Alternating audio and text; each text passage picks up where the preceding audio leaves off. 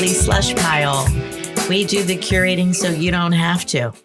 And the purpose of this podcast is to let you in on our editorial process. So we read through submissions, and every now and then we go, this should be on the podcast. And then we write the authors and ask them for permission, and then we bring this to you. So we're going to be reading some poems in a minute and discussing them. I can barely contain my exuberance because Marion Wren is in the studio. Hello. Hello. Hello. It's lovely to be sitting in sunny Philadelphia and at the table with Britt and Kathleen.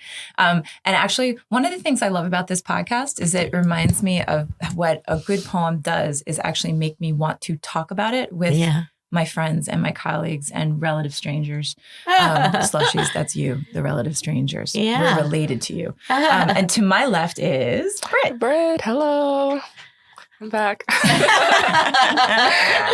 Been here in Philly, still here. Still here. Yep. Britt is our co-op for the rest of the summer.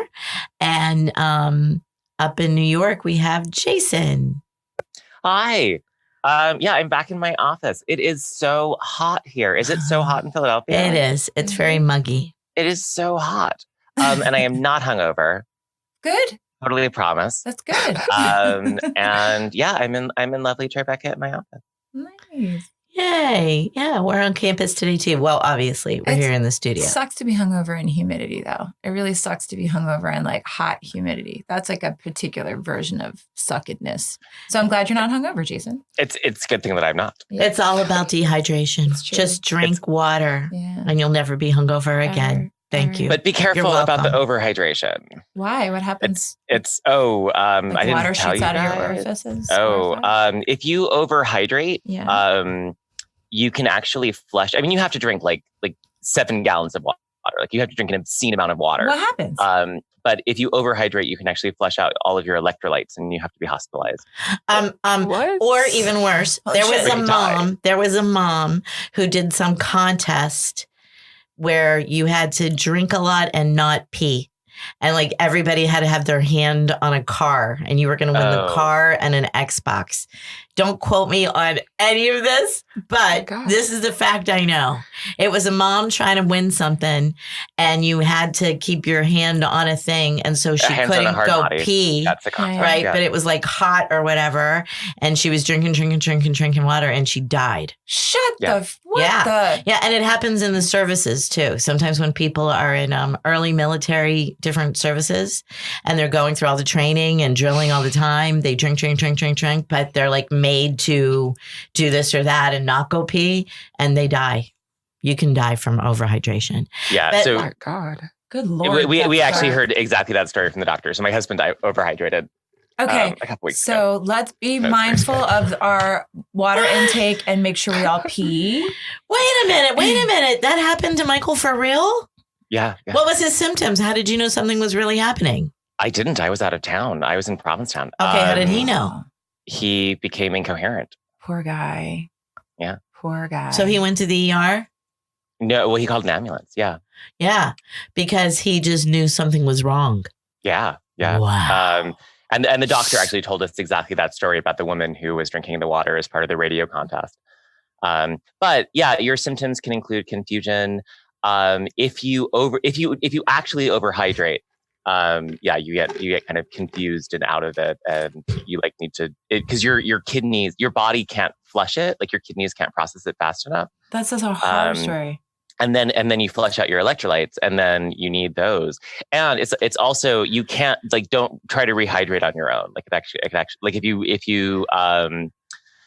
you get too many electrolytes too fast, it can actually be really bad too. Good Lord. Okay, so bad for your heart. I have to say, in Abu Dhabi, the fear is that kids are dehydrated all the time. So when you pee at the school, there are posters in the back of the bathroom doors that like give you a ranking for like the color of your pee, right? Like if it's dark brown, there's a problem, right? Right. And if it's nice and light, then that means you've hydrated, right? Yeah. So it's so interesting to think about overhydrating because that's never part of the conversation. ever. It was part of a bad drug interaction. I mean, I don't think it would have happened under most circumstances. Like it is very like slushies. You are not in danger of overhydration under normal circumstances. If you're thirsty, drink water. Like don't be like afraid of water. It's fine. But yeah, it is something that can happen. And, it's kind of like, if you cross the street, you might get hit by a car. So you follow the stoplights and you do it safely. Right. Okay. Well, that's our PSA for today. Lots of conflicting information, because I've also heard that your pee should be the color of water. If your pee's clear, you're drinking enough. Yeah. Right? It's supposed to be like on the light side. It can't be on the dark side. Tint. If it's dark, then you got a problem. Anyway, so what a segue to Samantha, who's out in the world and actually not in the desert for the first time in a long time. Yeah. Yeah. Hi, everyone. Hi. My name is Samantha. I work with Marion at NYU, but currently I am in Portland, so no one is in NYU right now from BBQ. Wow. That's good. I'm glad to hear that. Are you enjoying the donuts? I'm going to have one today. I haven't had one yet, so I'm excited. Jason, did you make it to the donuts when we were there? So our hotel, when we were in Portland for the Mm-hmm. Associated Writing Programs Conference, our hotel was literally across the street from the second location of VooDoo Doughnuts. Uh-huh. So we ate a lot of donuts. You know what? If I would have known that at the time, I would have asked you to grab us one, because I never got to them because we didn't see them until the Sunday. Marion was already gone and I was wandering around by myself, and the line was more than a block in the middle, midday on a Sunday. No, there's like it's like the lines at Disney World. Yeah. But because we were there, because we were right on top of it, and it's open 24 hours, like we could just, I never stood in line. That's awesome. And I will say, thanks for keeping that to yourself, Jason. I apologize. As a New Yorker, when I got there, I was like, what are these stupid novelty donuts? I have no time for your ridiculous whimsy and donut making. And then they were the best donuts in the world. And I actually, I'll wake up and think about VooDoo Doughnuts and just oh, those were so good. Have you had Federal Donuts in Philadelphia? I have not. Okay, well, we're gonna do a donut challenge. Okay, so have you had dough donuts in New York? No. Okay, you have to go to the original location. Okay. Now they're everywhere. If you get them, you have to go to the original location. Okay, where's the original location? What area? 6 blocks from my house. That's what I thought, Jason, because you took me there once. You are the king of donuts. Right? They were miraculous. I know. I love donuts. It's embarrassing. Donuts. Yes. No, you know what? We should put on our podcast page a link to Jason popping squats. Oh. You'll see that he can eat all the donuts he wants. You think that's true? I started doing a nutrition program. Uh-huh. And I have to keep track of what I eat, and it kind of wants me to weigh my food, and I was like, that's a little bit much. But I was meeting someone at a Starbucks to have we're talking about comp writing studies, and I got a piece of pie, and I was trying to put it into my nutrition tracker, and it was no. No, that amount of fat is not allowed for you today. And I was like, what? I'm eating it. App, I'm eating it. And it was no, there is no pie in your meal today. I like that you addressed it app. But app, I'm eating. Dear app. Dear app. There's a good segue. Right, exactly. Okay. Yeah, dear app. Dear app. Because one of these poems is a deer. I was about to say, are we just not even going to discuss poetry today and just talk about peeing and donuts and humidity? But I think it's better that we do get to the poems. Okay. So I am thrilled to say that we have 3 poems to discuss today, all from Tanya Grae. I never do this, but I'm going to reveal one little bit of something that is interesting, because we've never done this before. I never talk about this. All 3 of these poems are in a collection that's coming out this fall, right? So if we get to it fast enough, we can still publish them and even be acknowledged. Nice. But yeah, I just thought that we should say, because they are of a piece in that they are all homage poems or poems after other poems, right? All 3 of the ones that we're going to discuss. So we have so much to discuss conceptually, as well as these poems specifically. And the very first thing to discuss is that our first poem here by Tanya Grae is The Unfaithful Housewife. And if you can picture the Lorca Slushies, it's a skinny singular column, right? But she's chosen, isn't it? Yeah, but we should say what the Lorca is. Okay, go ahead. Well, it's The Unfaithful Housewife. And right underneath of that is the attribution, right? Where it says like after Federico Garcia Lorca / after Conor O'Callaghan. So that's what you meant by. Well, I meant The Unfaithful Housewife is the Lorca. A Lorca poem. Got it. Right. And this has the same title. And then she attributes both the poet and the translator. But what I was saying is the original poem is one skinny column. Right. So our first question is, this is in kind of 2-line stanzas that are staggered horizontally. Right. So, I guess I'm going to just keep on talking for another minute here. We actually discussed this poem at a meeting and then decided we should do it on the podcast. And I'll talk more about that when we get to it. But we read it straight across and that worked. Oh, interesting. Yeah. That's what I was hoping to hear from this group too. I mean, as you'll see it 2 silos, or do you read it across the page? No, you definitely read it across the page. Yeah. Exactly. Okay. So I do have a bit of a cold, and who would like to do this? You want to do this, Jason? Who would like to do it, Jason? Sure. Yeah. Okay. Glad to do it. Tanya Grae, The Unfaithful Housewife, after Federico Garcia Lorca, after Conor O'Callaghan. No one led me to the river, and I was not a virgin, because I had a husband, and you, those long weekends. In Mobile, I should have stayed. The street lights weren't on yet as I parked at the restaurant. Areola's electric body, heat diffusing perfume, and the cotton of my jeans. You in your fine linen suit. Table votive with its aureole of gold, the haze of your eyes. And I forgot my life so fast. 8 hours from the river, past the longleaf pines, scrub palms, and billboards. After 2 glasses of Pinot, I let down my hair. You took off your tie and reached for my hand. My need to kiss you. Your cocksure play, so no coffee, no dessert. Nothing in all of Florida has half the sweetness. That night, you might have harnessed the winds off the Gulf of Mexico. Winged, unbridled, I play back the murmurs, my body still bitten. You pulled me from the river, entangled bougainvillea. I was married, yes, but fallen and already yours. Beautiful reading. Beautiful reading. Right on. Yeah, that ending is wonderful. Oh, man. I was married, yes, but fallen and already yours. That's fantastic. Yeah, sure is. So at the meeting, we read this, and I was swept away and absolutely adored it. And a couple people at the table also felt that way. But then, ladies and gentlemen, we decided to pull up the original poem and just, have her read it that too. And we read that aloud at the table. And the fascinating thing that happened is, for some people, it made them even more enamored of this, of Tanya Grae's. And a couple other people were like, oh, the Lorca is so incredible, I don't know anymore. Right.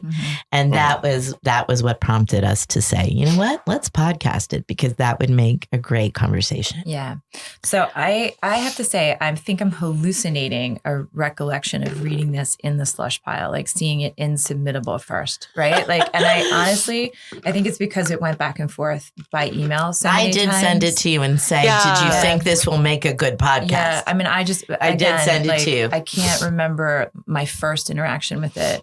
But what I love is the repeated interaction with it, and just doing a scooch of research into what the Lorca looked like gave me Lorca, right? So not only do I have this poem, right, I have the Lorca poem, and then we've got the Conor O'Callaghan version, right? Mm-hmm. So now I've got these 3 voices in my head, and I actually feel richer for it rather than frustrated by it, right? And I think that is that's the place I've landed. Like, this doesn't even feel like homage anymore. It feels like an ekphrastic move, right? Like that she is actually making art in relationship to these other texts. And it's, I'm in. What a terrific way of saying it. I mean, obviously she's taking the female voice here. Yeah. So that alone is a move. She's contemporized it, right? We're in Florida.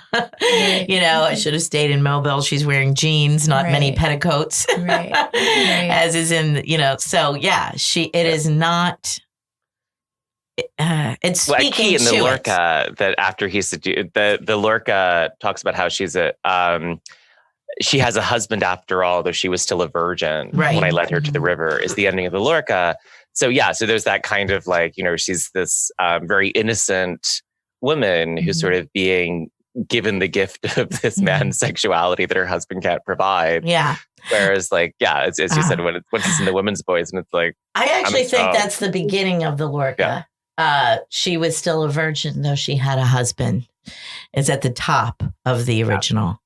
And then again, but either way, like this also shows you that also contemporizes that she's no virgin. Yeah. Right. But again, I keep loving this notion of like translation and experimentation and ekphrastic maneuvering here, right? So it's not, it's like, it's so glorious. Again, this sort of split attribution at the top too, because it's both Lorca, the original, right, and the translator invoked in this reaction to reimagining of that initial scene and poetic impulse. And you know, yeah. And so my first encounter with the poem, I was really challenged by it, right? Like, how am I supposed to read it? Those are 2 separate columns. Am I reading left to right, up and down? What's happening here? And that challenge pushed me out a little the first time I came to it. But then the repeated sort of readings, it really is a rewarding experience. And again, with these, now I've got these multiple voices in my head. Right. And allow me to say that many people at our table, because we do work with students as well as longtime editors, had no knowledge of the other poem. Right. And dug this poem on its own, like 100%, without 3 voices, without any other, you know, information, at context, whatever we want to say, just this poem on the page. So I think that's important to note. What did you want to say, Brett? Yeah, I really liked the 2 columns, especially after reading the original poem, because the first poem we see like a very singular view from one person's perspective, but the second poem, it's like 2 people now. It's like one person is split in half and you see both sides to the story. And so I think having 2 columns represents that. Interesting. Yeah. But thank you for that. I have been wondering why she made this choice, you know? Yeah, I would say that sort of what Marion was saying about engaging with this poem multiple times, like that's what this demands then, because you go back and you read the Lorca and then you come back to Tanya's poem. And that's what I felt like I kept doing after you introduced this to us. And then, you know, it just kept becoming richer for me. So I really like that. And I also really like how if we do read the translation in the original poem, it does have that sense of like, for me, then like a town gossip in a way, because of the POV. And then with this one, I mean, I think it's not just contemporary because of these markers like jeans and these kind of things. It also feels contemporary because of her telling her own story.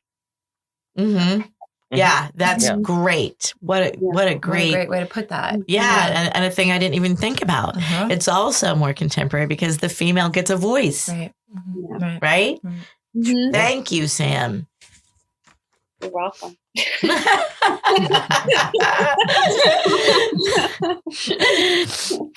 I'm always iffy when it comes to translations because the original poem was translated, and I know that a lot of times the true meaning is lost in translation. So I really hope this is accurate representation of the original poem. Brett, I like that point, though. I think that's what I meant about the double attribution at the top, right? Because it's both like attributing Lorca and then attributing the translator. Yes. And like acknowledging that those are two different things. Like the translation's already an interpretation of the original. So it's not the original. You know what I mean? Like it, and that, again, so the attribution, this whole question that Kathy sort of kicked off with, like homage or poems after, you know, a poet or a style or a dedication, you know, that is such an interesting sort of like maneuver. And although that's a little bit of a strong word, right? But it does set the stage for a kind of experience of poems and poetry. So I take your point, like you're sort of leery of the translation. But I really love that she sort of acknowledges the both of that, like the original and the sort of reinterpretation through the translation, and then does her thing with both of them, you know? I remember my professor was telling me how his wife is a native Spanish speaker, but he is not, although he learns it so that they could better communicate with each other. And once they were watching a movie and there was a scene and she was crying. I'm like, oh my God, it was so beautiful. But he was reading the translations and he was like, okay. Cool. Yeah, like I'm not feeling that. Yeah. Right. Oops. If we look at just this poem, maybe let's just spend a little time looking at these lines on their own, you know, like as Jason pointed out, that gorgeous 2 lines at the end.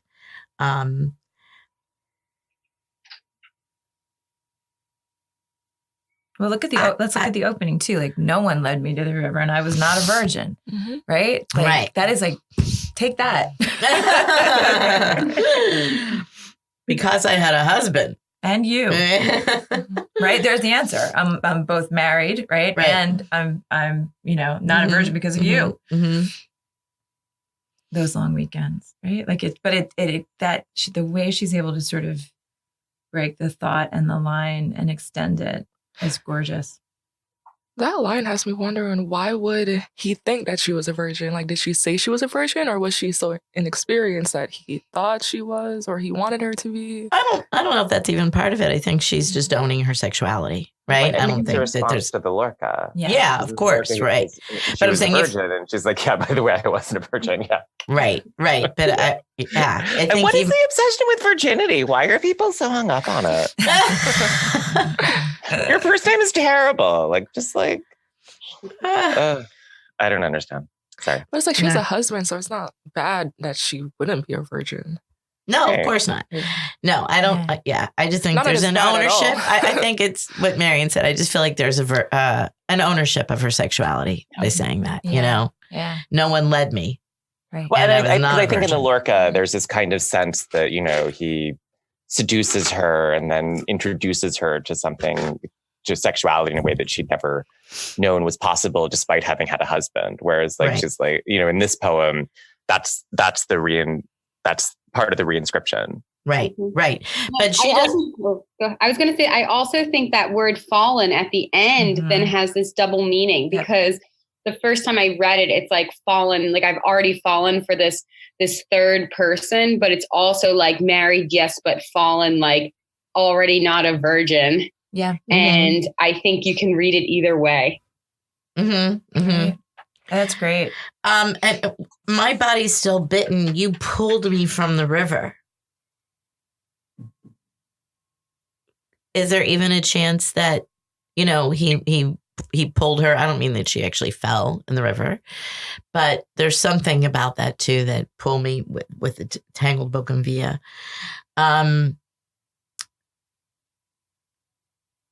Through the whole thing, her actions, you know, I let down my hair, my need to kiss you. You know, she's owning her infidelity, right?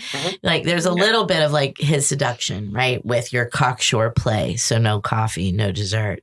But she's not complaining. So, and you know what? The delight of just looking at the words on the page, like if you just like slow down and look, she's got so many words with double letters. It almost tickles my eyeballs, right? I'm just looking from like halfway down the poem. You've got billboards, glasses, took, right? And watch this: need, kiss, coffee, dessert, right? Like the doubleness, the whole way down, almost every single stanza, right? That's Not something. to mention the assonance, right? The vowel sounds that get repeated, right? Like Kiss, glory. harness. And look at this, right? Bitten, pulled, and then you've got that winged, unbridled in one stanza and tangled bougainvillea, like the next stanza on the left-hand side, like the carefulness or the like delightful synchronicity of the way the words look on the page freaking tickles. Like that tickles my eyes, you know? Like it's glorious. Great words. This poem has great words. This poem has great words. These words look nice. This poem has prosody. This poem has prosody. Check. Should we vote? Yeah. We have two more to talk about. We do. Let's do this thing. Okay. All right. Are we ready? Wait, you mean I don't have to say my return key doesn't work? Let me text you. No, you get to throw thumbs. Physically here. All right. She's throwing thumbs. Oh, you're using. Yeah, she's here I'm with here. me. I'm in Philly, Jason. I want to like turn on my camera and use thumbs now. Well, if you really want fine, to, I'll use the text field. All right. You're gonna write to Joe. Sam, are you writing to Joe as well, or are you gonna text me? I think I'm going to do it through Zoom. Perfect. Okay. All right. Shall we then? 1, 2, 3, vote. And we're waiting for our texters. Come on, interwebs. And it's unanimous. Woohoo! That makes me very happy. I wanted this. Now I'll reveal I wanted this so bad. Even at the meeting, I was like, this has to get it. Anybody who said no, wasn't I throwing elbows, throwing punches? I was throwing people out of their chairs, throwing potato chips at them. It was a hot mess. But I win. Thank you, Tanya Grae. Marion. Yes. We are always afraid that you'll be raptured during a reading. And you're right here. Right. So you can get up on this big mic instead of your Yeti at home. My giant Yeti. Okay, Tanya Grae. The second poem in the batch is called Duchess, a found poem. If you would just be a better wife, a better mother, like my mother, get off the computer, off the phone, have dinner ready when I get home.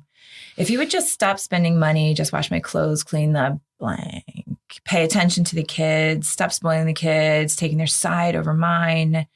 If you would just rub my hair, stop playing with the dog, rub my back, would just put the book down, touch my blank, just blow me, then go to sleep. If you would just help me with the business, stop acting like my boss, would just leave the business alone, get a job. You make it all about your job. Realize your check doesn't pay the bills. If you would just see I'm not one of your students, see you're just like your mother, you make it all about you. So depressed, such a nutbag. If you would just talk about it, spend time with me, stop talking. I'm trying to watch TV. Just try harder, be content. Just change, problem solved. If you just act like you give a damn, care more about what I think, then stop pissing me off, saying fuck all the time. Just fuck me, initiate. If you would just not bait me and make me yell, stop yelling that I wouldn't yell. Just pay attention to what I'm saying, not be such a bitch. Just let it go, grow up. If you just, never mind. It's like talking to the fucking wall. Just die, stay. Woohoo!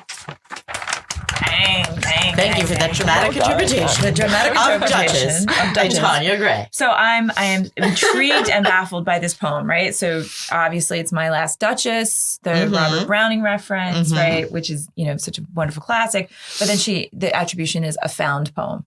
Right. Discuss. I 100% believe that these are things that get said by 100%. A modern husband. 100%. 100%. And they're just, in a string like this kind of damns the husband, right? And it's a list of things that are heard in this household or a household, right? Yeah, absolutely. Yeah. Do you think it's the husband's point of view or the wife repeating what she thinks her husband thinks of her? It's a good one. Yeah, that is a good question. I do think it's the husband's voice because I think he doesn't even realize he's on I used to call them fuck rants with a partner of mine. And I think he would never do that at me. He would do that about his work. Mm-hmm. He would go on a fuck rant. And that's what this reminds me of. And I'm sure that this is not all said at one time. This is a compilation of different complaints, right? But to put them together like this almost embarrasses the husband, I would think. And that, I think, is what begs your question. Like, would any, is this the wife's interpretation? Well, and I think that's where my last Duchess reference comes in, right? Because that's a guy who's revealing through his own words that he's a monster. Right. That, like, as you listen to the guy talking, you're like, oh my God, he killed his wife. He's a lunatic. And so I think that this is the wife kind of remixing all of the things that the husband says and revealing them to be callous, contradictory, and dismissive. It basically all says, why aren't you just an extension of me and a robot who does what I ask? Right. Okay. So when Kathy just called it a fuck rant, right? And then I'm remembering the Browning poem. The Browning poem is a classic dramatic monologue because the speaker's actually talking to somebody on the stage, so to speak, right? Like a servant or something has come to him and like with news of his new wife or his next wife or whatever it is. Well, isn't he bringing the portrait of the new wife? No. And then he's hearing the story of how the last wife was basically killed. Yeah, right. And so it's done by like looking at the portrait of the old wife on the wall, right? So it's sort of like he's pointing at the old wife's portrait and then, talking about, basically confessing to a crime, right? So the payoff in the dramatic monologue, the payoff is by the end of that poem, you're like, holy shit, it's a confession, right? Right. And I think it's also a warning. I mean, isn't there kind of a suggestion in the Browning that he should be conveying back to the new Duchess what not to do so that he doesn't kill her too? Right. And then this is kind of like a warning too, like to other women, right? Especially that other part, but it's like an impossible warning. Because it's contradictory. And it ends with "Don't leave me." Right. Right. It ends with "Why would you leave me? Don't leave me." Yeah. Yeah. Well, and that's again the sort of joke of the third to the last line, right? It's like talking to a fucking wall. To my sensibilities is like a great sort of joke about my last Duchess poem, the painting on the wall, right? But I guess what I'm trying to say is like in the Browning. There's a surprise, right? It's a delightful surprise when you get to the end. You realize that the speaker's a nut burger. That's the delight of a dramatic monologue, right? Right. This is a rant. So what's the surprise? Do you know what I mean? Like by turning it into a rant and like a screed, something gets a little bit lost for me, right? There is no like is there movement? Is there surprise? Is there twist? Is there something beyond the fuck rant? Right. That's all. Okay. I would argue, again, if we, how I'm always saying, look at the poem, let it stand on its own, right? I would argue that it's a reveal. The surprise is that this husband thinks he is vindicated in every one of these complaints.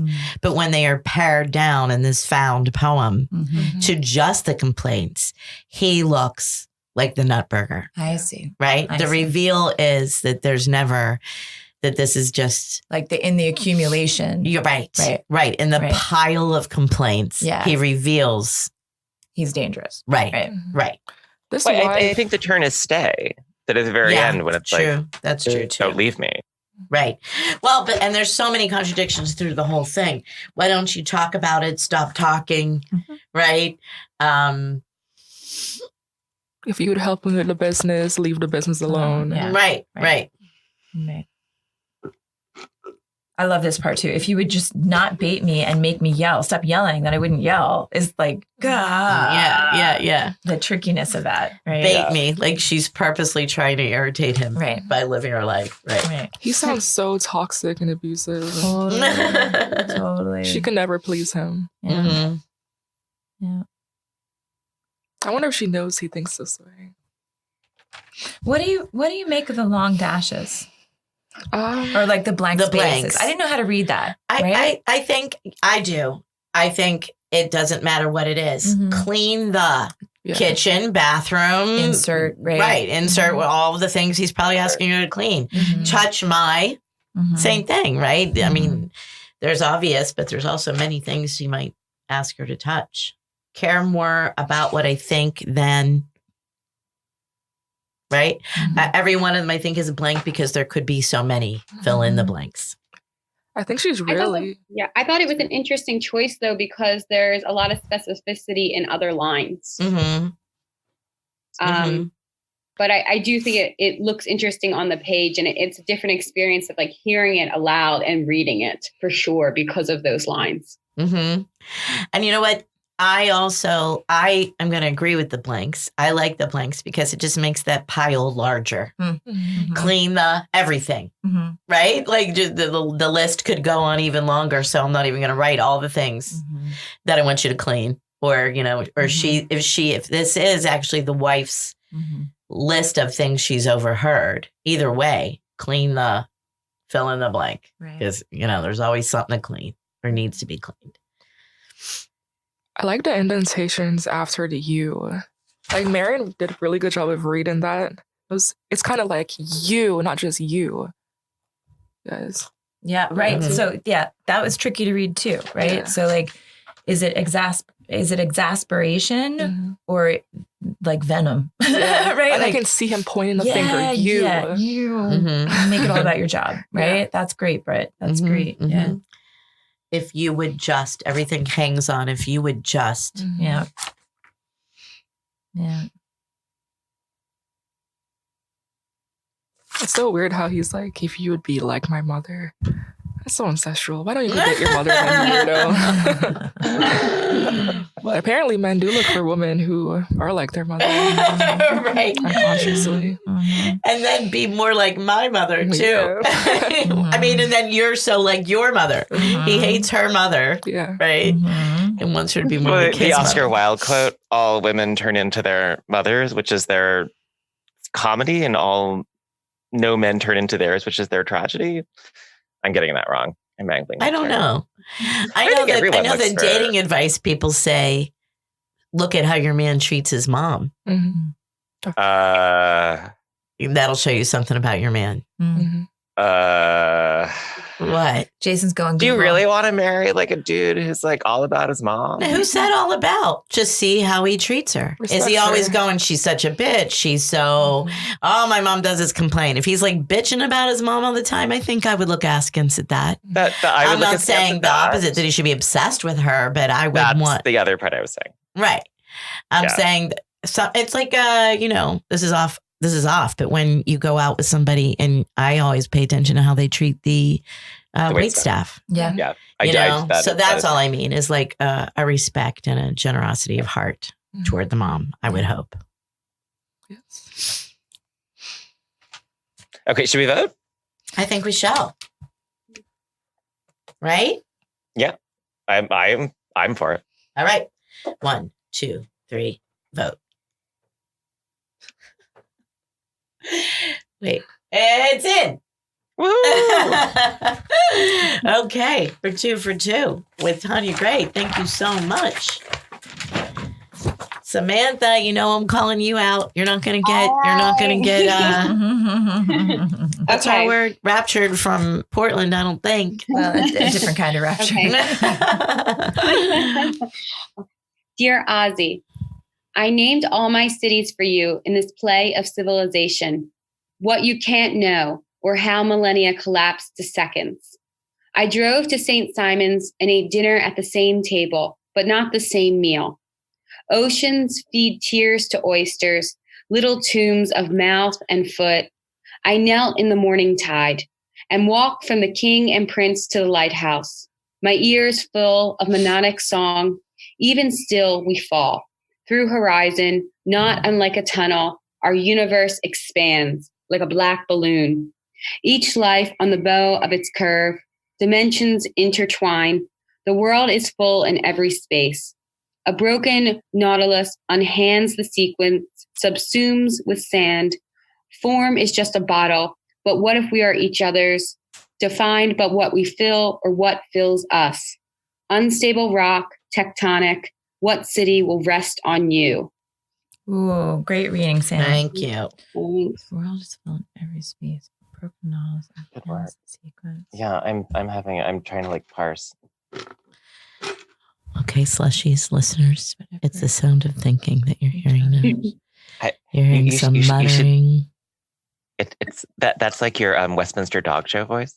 All right. And the corgis are going around the main center.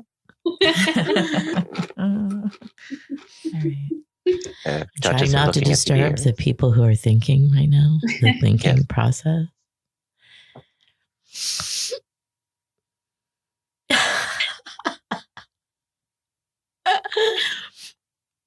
It's total silence, ladies and gentlemen, because thinking involves silence.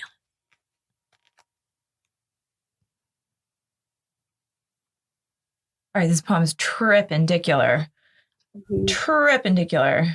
Why? Why so? Okay, so if I'm okay, so I named all my cities for you in this play of civilization, and then the name of the play is in the second line. What you can't know, or how millennia collapse to seconds. Right. So I drove to St. Simon's. I don't really know where that is. Nope. Okay. I don't know. And ate dinner at the same table that we used to sit at. I don't know, but Sure, not the same meal. Right. Right. And then here's where it starts to spiral. Right. And I use that word on purpose. Oceans feed tears to oysters. And I'm a little bit like, what? Little tombs of mouth and foot. That's the oyster. Mhm. Right. Oh. I knelt in the morning tide because maybe she's digging oysters. I don't know. And walked from the king and prince, sounds like a pub, to the lighthouse. My ear is full of mnemonic song, right? So that's like, again, spiral, right? Like the small thing meaning the bigger thing. Even still, we fall through horizon, not unlike a tunnel. Interesting image, a little baffling to me. Our universe expands like a black balloon, each life on the bow of its curve. And the curve is super interesting because it's pointing backwards to the sort of spiraling of the mnemonic thingy, right? And then forward into dimensions intertwine. The world is full in every space. And now go thinking of the curve. A broken nautilus unhands the sequence.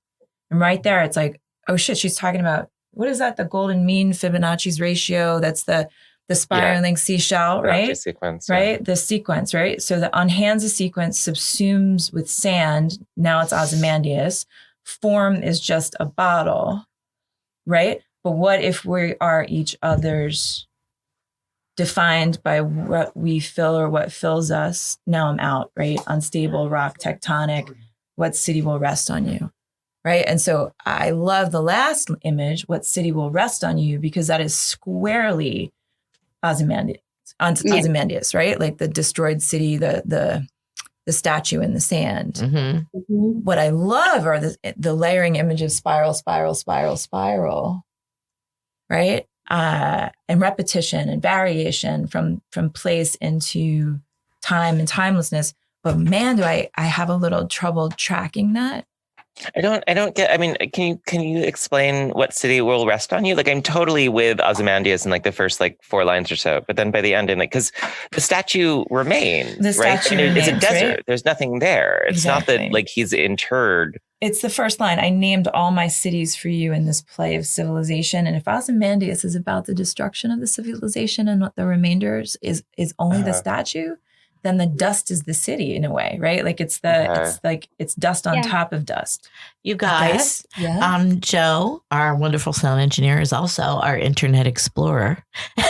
And St. Simon's is a town in Georgia. Georgia. And the King and Prince is a resort in Georgia. Okay. So we're in Georgia. Does that help? Does it help us with this? It helps me because I feel like that the place of Ozymandias before it is destroyed is like this luxury empire. And like in some way, like that first like stanza kind of like is I'm reading it as a woman's voice, like taking part in like a luxe empire. Like she can go out to dinner, like, and I mean, it feels like yes, the Ozymandias is in the desert, but it's by water, right? The Nile. So like this is also by water. And I think it has that feel to it, this like choosing of like what civilization we will be remembered for. I just love this poem. Mm-hmm. Can you keep going? Yeah, I think that also with the spiraling, and what I would have to say about this poet is just the timeliness of like all these poems. Like, now I know we usually don't like to think about them together, but they're all doing something that I think is very current. And I think like across different mediums right now, this feeling of like different dimensions and time, and how what is time is all right here in this poem. And this idea that what happened in the past could happen again. And there's that, this actually also makes me think of a line that's often attributed to Mark Twain, but is not Mark Twain's, I believe. And it's like, history does not repeat, but it rhymes. And that's what this feels like to me, a rhyming, which feels like a spiraling. Nice. Nice. Really well done. Yeah. Right on. Good reading. Right on. So that actually helps me with the second, the puzzle for me at the end, the questions, right? Form is just a bottle, but what if we are each other's implied bottle, right? Like we're containers for each other, right?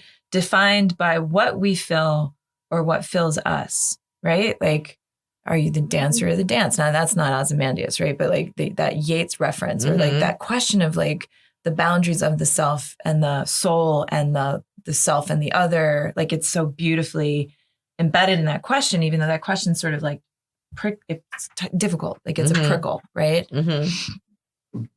Unstable rock tectonic, what city will rest on you? Dang, Samantha, that was a good reading.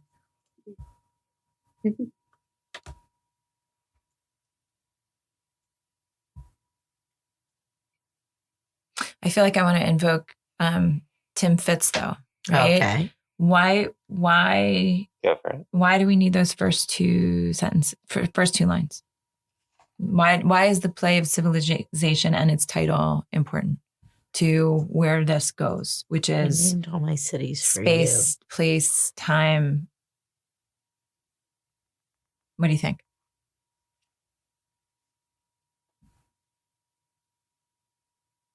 Well, it kind of works. It does. It actually does. I'm like trying to be. I'm trying to be ornery. I take it back, Tim. Well, in a certain way, I keep trying to read this poem the same way I read the first two poems, it's not. And clearly they demand to be read in like very different ways. Right. And this is each of the poems demand to be read in very different ways. But the reading Samantha did of how this kind of like spirals out, it's very associative, and like a lot of it sort of is more like pinballing off of other ideas rather than kind of, making a linear argument. I feel like this really small move. I just think she's, all of these poems, what they have in common for me is how well crafted they are, let alone that they're all, conversations with other poems. But our universe expands like a black balloon. Right. And that's where we get a stanza break. Right. Right. Even that little moment there is just lovely. Each life on the bow of its curve. Yup. That's kind of delicious. Should we vote? I think we should. I vote, we vote. You vote, we vote? Can we vote on voting to vote? I vote that we vote. We're in the spiral. That's officially in the spiral. Yeah, I think that Samantha's reading about images and spirals and rhymes is a key. Yeah, I also think we have the St. Simon's reference, and like the naming of our cities is like by the people of the past. And like sort of, how there's some count of how many cities in the world are named Alexandria, right? And in the US, how we have so many cities named after like, our colonial past cities and things like that. I also think ultimately that is a choice. And like that also like what city will rest on you also is saying that we actually have some power of picking that.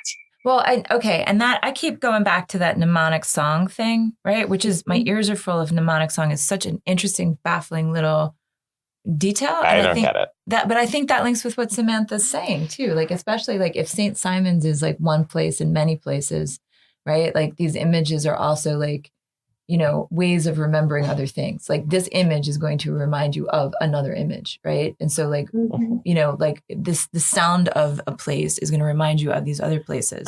Is there something about the ocean? Maybe. I mean, we are at the ocean. Right. Yeah, and just like Marion said, King and Prince sounds like a pub. Like, yes. And I'm like, oh yeah, maybe I've been to somewhere like with one of those words in it.